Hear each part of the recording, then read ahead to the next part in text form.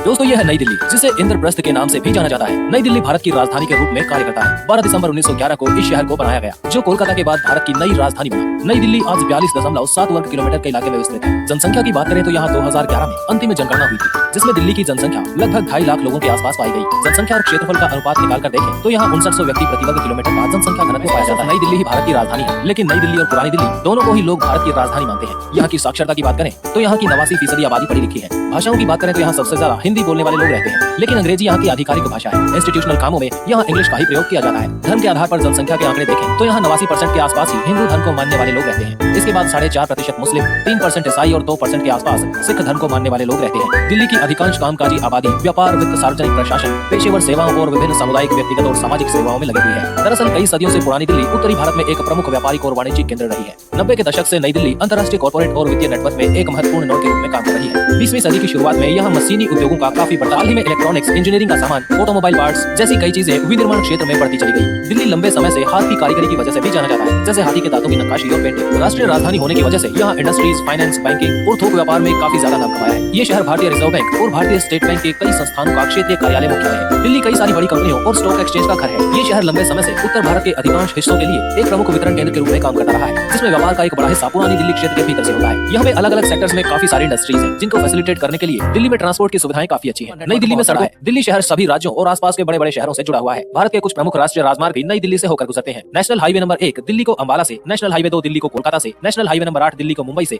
और national highway 24 Delhi को लखनऊ से जोड़ते हैं। नई दिल्ली में लगभग 2000 किलोमीटर के नेशनल हाईवेज मौजूद हैं। दिन के समय में नई दिल्ली की सड़कें बहुत ही भीड़ भरी होती हैं और इस समय प्रदूषण का स्तर भी दिल्ली में काफी ज्यादा हो जाता है। नई दिल्ली में कई ब्रिज और फ्लाईओवर्स मौजूद हैं, जो ट्रांसपोर्टेशन के टाइम को घटाते हैं। नई दिल्ली मेट्रो का नेटवर्क भी काफी बड़ा है और ये शहर के एक हिस्से से दूसरे हिस्से में जाने का सबसे फास्ट साधन है। साथ ही दिल्ली मेट्रो सबसे सुरक्षित और साफ यातायात सेवाएं उपलब्ध करवाता है। एयरवेज और रेलवेज भी यहाँ के महत्वपूर्ण ट्रांसपोर्ट सिस्टम में से एक है, जो नई दिल्ली को अन्य शहरों और देश के भीतर और बाहर जोड़ते हैं। इससे लोगों को विभिन्न विकल्पों का लाभ मिलता है और यात्रा करने में सुविधा होती है। दिल्ली का इंदिरा गांधी इंटरनेशनल एयरपोर्ट दुनिया के कई देशों से इसे जोड़ता है। ये हवाई अड्डा देश के मुख्य। आपको राजधानी दिल्ली कैसी लगती है? कमेंट करके जरूर बताएं। ऐसे वीडियो चाहते हैं तो चैनल को सब्सक्राइब करके बेल आइकन जरूर प्रेस करें। Thanks for watching. जुड़े रहिए एक्सप्लोर वाईआरएस के साथ।